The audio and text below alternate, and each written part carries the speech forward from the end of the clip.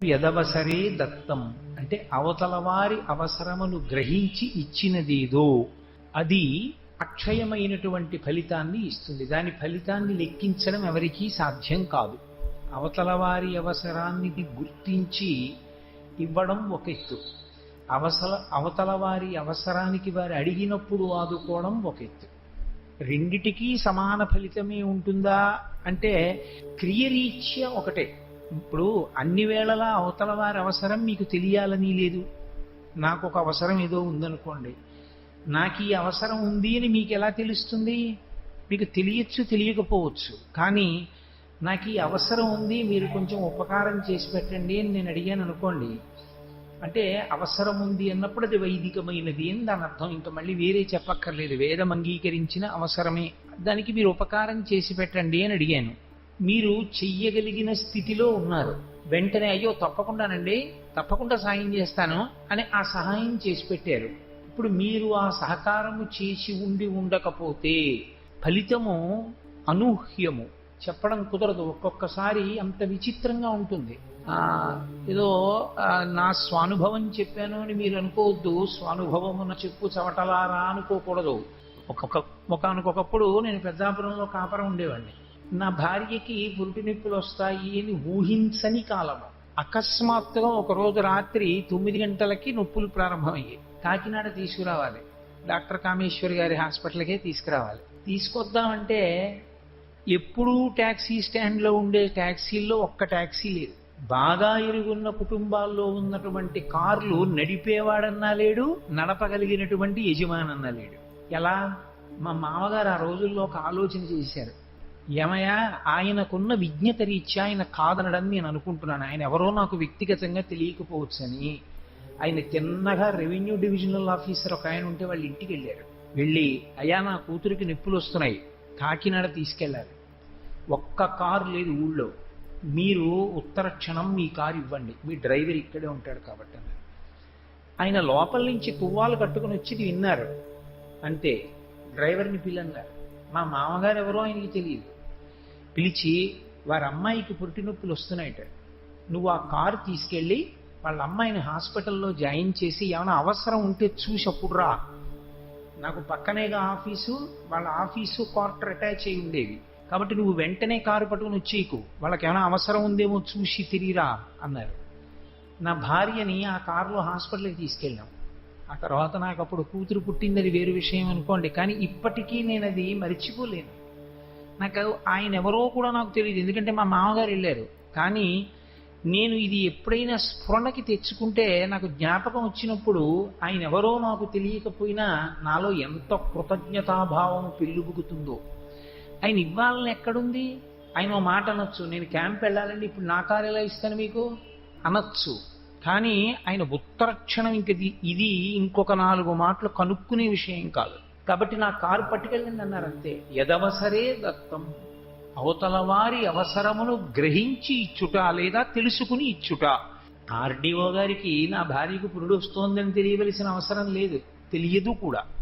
కానీ తెలియగానే ఆదుకున్నాడు ఆయన. అప్పుడు అది తెలుసుకుని చేసిన ఉపకారం ఎంత గొప్పదో అంత గొప్పది అవుతుంది. అథవా మనకి బాగా పరిచయం ఉన్నటువంటి వారికి ఇప్పుడు ఈ అవసరం ఉన్నది అని మనకి తెలుసు. అప్పుడు వారు నోరు తెరిచి అడగక్కర్లేదు, మీకు ఇప్పుడు ఈ అవసరం ఉంటుంది కదూ, కాబట్టి మీరు ఈ వస్తువు వాడుకోండి అని మీరు అన్నారనుకోండి, ఆ అవసరానికి మీరు ఆదుకున్నదేదో దాని ఫలితము అక్షయము. అప్పుడు మీరు చేసినటువంటి పనికి ఫలితము ఇంతే ఉంటుందని ఉండదు. అది శంకర భగవత్పాదుల యొక్క ప్రతిపాదన. అంటే అసలు దీన్ని దృష్టిలో పెట్టుకునే సనాతన ధర్మంలో ఒకానొకప్పుడు మనుష్య జీవితాన్నంతటినీ కూడా ప్రణాళికాబద్ధం చేశారు.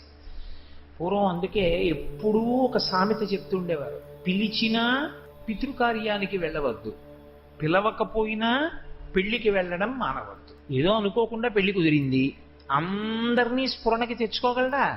మరిచిపోయి ఉండొచ్చు పాపం ఆయన ఒత్తిళ్ళు. మరిచిపోయాడు కదా అని నువ్వు వెళ్ళడం మానవద్దు. శుభకార్యానికి పెళ్లి చేస్తుంటే ఇంట్లో వెళ్ళి కనపడరా తప్పకుండా. ఏం మీరు పిలవాలి ఏమిటంటే, నేను వచ్చాను ఆశీర్వచనం చేయడానికి అని వెళ్ళు. పిలిచిన పితృకార్యానికి వెళ్ళవద్దు. ఏదో వాళ్ళ తండ్రి గారు వెళ్ళిపోయాడు, ఆయన పితృకార్యం చేసుకుంటున్నాడు. 11వ రోజు అందరికీ భోజనాలు పెట్టాలి. 12వ రోజు అందరినీ పిలిచాడు. పాపం ఎవరితోనో కబురు చేశాడు. అయ్యా, మా నాన్నగారు వెళ్ళిపోయి 12వ రోజు అయింది, కాబట్టి మీ అందరూ వచ్చి భోజనం చేయండి అన్నాడు. అలా పిలిచినా వెళ్ళవద్దని చెప్పింది శాస్త్రం. ఎందుకు వెళ్ళవద్దు అందో తెలుసా? వెళ్ళవద్దు అంటే నా ఉద్దేశం అసలు మొత్తం మానేయమని కాదు. దాని ఉద్దేశం ఒకసారి పరాకు చేయమంది, కనుక్కో, అసలు ఆర్థిక పరిస్థితి ఏమిటో తెలుసుకో. అతను తండ్రి వెళ్ళిపోయినటువంటి సందర్భంలో నేను పెట్టలేను, ఇప్పుడు పెట్టకపోతే బాగుండదు, 10 మంది ఏమనుకుంటారు, పిలవలేదనుకుంటారని పిలిచి, తండ్రి చచ్చిపోయిన దుఃఖంలో ఒకరి ఇంటి దగ్గరికి వెళ్ళి రుణం అడుగుదామంటే వాళ్ళ ఇంటి ముందుకెళ్ళి నిలబడలేడు, అశౌచం ఉంటుంది. ఇంట్లో ఉండవలసిన కొడుకు ఈ కార్యనిర్వహణ కోసమని వేరొకరింటికి ముందుకు వెళ్ళి యాచించవలసి వస్తుందేమో. అందుకని నువ్వు పిలిచిన పితృకార్యానికి వెళ్ళేటప్పుడు చాలా జాగ్రత్తగా వెళ్ళు. వాళ్ళ ఆర్థిక పరిస్థితి తెలుసుకుని, పిలవకపోయినా పరామర్శకి మాత్రం వెళ్ళాలి. వాళ్ళు ఏదో పిలవలేదండి, వాళ్ళ ఇంట్లో చచ్చిపోయారని మాకు తెలియదండి అనకూడదు. పరామర్శకి వెళ్ళాలి. వెళ్ళి పరామర్శ చేసి, ఏమనుకోకండి మేము 12వ రోజు భోజనానికి రావడం కుదరదని చెప్పాలి. ఇప్పుడు వారికి ఆర్థిక స్థితి లేదనుకుంటే అప్పుడు వాళ్ళు రామన్నారు రామన్నామని వాళ్ళు తగ్గించుకుని తక్కువ ద్రవ్యంతో చేసుకుంటాడు. పర్వాలేదు, 200 మందికో 300 మందికో భోజనం పెడితే ఆయనకు వచ్చిన లోటు ఏం లేదు, పెట్టగలరు. అప్పుడు తప్పకుండా వెళ్ళు. ఏది చెప్పినా శాస్త్రం దేన్ని దృష్టిలో పెట్టుకుని మాట్లాడిందంటే అవతల వారి యొక్క మనసుకి ఊరట కల్పించేదిగా నీ ప్రయత్నం ఉండాలి. నువ్వు వెడితే ఉపకారం జరగాలి, వెళ్ళకపోతే ఉపకారం జరగాలి తప్ప అసలు వెళ్ళి బరువు అవ్వకూడదు, వెళ్ళకుండా బరువు అవ్వకూడదు. వెళ్ళినా ఊరట కలగాలి, వెళ్ళకపోయినా ఊరట కలగాలి. అది యదవసరే దత్తం. అందుకే ప్రతి చిన్న విషయాన్ని కూడా అంత జాగ్రత్తగా రూపకల్పన చేసింది శాస్త్రం. ఎక్కడికి ఎవరు వెళ్ళాలి, ఆడవాళ్ళు దీనికి వెళ్ళాలి, మగవాళ్ళు దీనికి వెళ్ళాలి, ఆడవాళ్ళు మగవాళ్ళు కలిసి దీనికి వెళ్ళాలి, కుటుంబాలన్నిటితో కలిసి దేనికి వెళ్ళాలి, దేనికి వెళ్ళకూడదు, దేనికి 10 మంది చెయ్యి ఇవ్వవలసి ఉంటుంది, అన్నీ కూడా నిర్ణయం చేసింది. పెళ్లికెడితే అందరూ బహుమానం ఇవ్వడం అనేటటువంటి సంప్రదాయం ఎందుకు పెట్టింది?